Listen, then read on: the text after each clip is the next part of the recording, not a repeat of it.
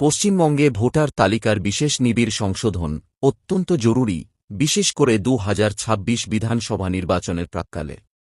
ভারতীয় নির্বাচন কমিশন ইসআই এই প্রক্রিয়া চালু করেছে ফেক ভোটার, ডুপ্লিকেট এন্ট্রি, মৃত বা অনুপস্থিত ভোটার অপসারণের জন্য, যাতে নির্বাচন স্বচ্ছ ও নিরপেক্ষ হয়। পশ্চিমবঙ্গে রাজনৈতিক অস্থিরতা এবং ভোট কারচুপির অভিযোগ এই সংশোধনকে অপরিহার্য করে তুলেছে। এর জুন 24, 2025 এর অর্ডার অনুসারে সারা প্রক্রিয়া শুরু হয়েছে, যা ডিসেম্বর 31, 2025 পর্যন্ত চলবে।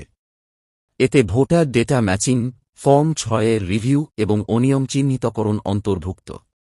জরুরিতার কারণগুলো: প্রথমত, রাজ্যে প্রায় 7 কোটি ভোটারের মধ্যে অসঙ্গতি রয়েছে, যা নির্বাচনী প্রক্রিয়াকে প্রভাবিত করে। দ্বিতীয়ত, সাম্প্রতিক লোকসভা নির্বাচনে অভিযোগ উঠেছে ভোটার লিস্টের ত্রুটির। তৃতীয়ত, এর ন্যাশনওয়াইড সার্চ প্ল্যানে পশ্চিমবঙ্গকে বিশেষ গুরুত্ব দেওয়া হয়েছে, যাতে নতুন ভোটার 18 বছরের ঊর্ধ্বে যোগ করা যায়। অক্টোবর 2025 সিআই টিমের ভিজিট প্রস্তুতির তীব্রতা দেখায়।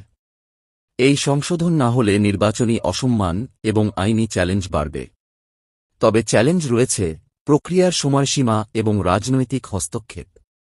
সার্বিকভাবে নিবিড় সংশোধন গণতান্ত্রিক প্রক্রিয়াকে শক্তিশালী করবে, যা পশ্চিমবঙ্গের জন্য অত্যাবশ্যক।